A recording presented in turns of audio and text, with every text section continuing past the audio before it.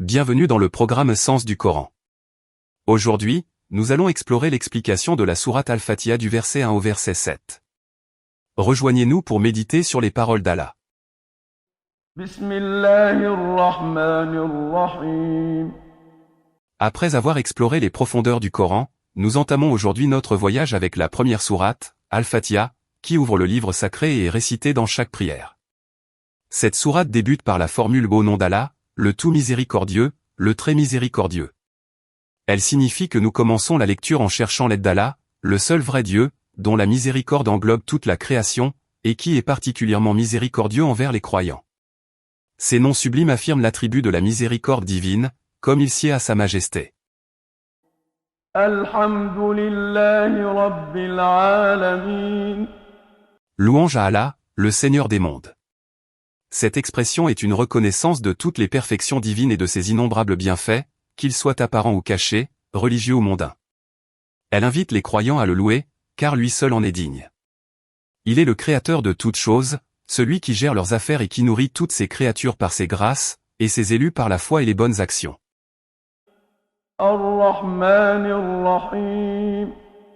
Le tout miséricordieux, le très miséricordieux, ces deux noms divins soulignent l'étendue de la miséricorde d'Allah. Ar-Rahman désigne sa miséricorde universelle qui englobe toutes ses créatures, tandis que Ar-Rahim met en lumière sa miséricorde spécifique envers les croyants, leur accordant le salut et la guidance. Maliki Yawmiddin. Allah est le seul maître du jour du jugement, ce jour où chacun sera rétribué selon ses œuvres. En récitant ce verset à chaque prière, le croyant se rappelle constamment l'au-delà, l'incitant à accomplir de bonnes actions et à s'éloigner des péchés. Iyyaka na'budu wa iyyaka nasta'in. Nous t'adorons toi seul, et c'est de toi seul que nous implorons l'aide. Ce verset souligne que toute forme d'adoration, qu'il s'agisse d'invocation, de demande de secours ou de sacrifice, doit être exclusivement dédiée à Allah. Il purifie les cœurs de l'attachement à autre que lui, des maladies de l'ostentation, de l'orgueil et de l'arrogance.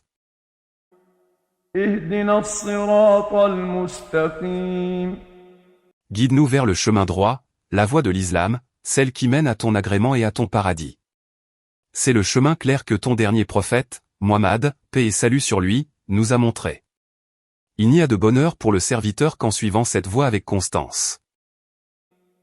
Siratal ladhina an'amta alayhim ghayril maghdubi alayhim waladdallin.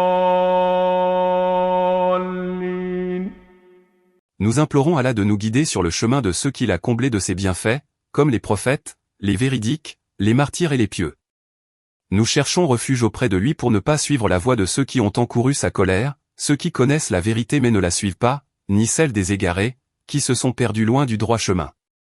Ce verset est un remède pour nos cœurs contre l'ingratitude et l'égarement, et nous rappelle que la plus grande bénédiction est celle de l'islam. Ô Allah, guide-nous toujours sur le chemin de la vérité et de la droiture, et préserve-nous de l'égarement et de la colère. Ô Allah, fais-nous profiter et élève notre rang par le grand Coran.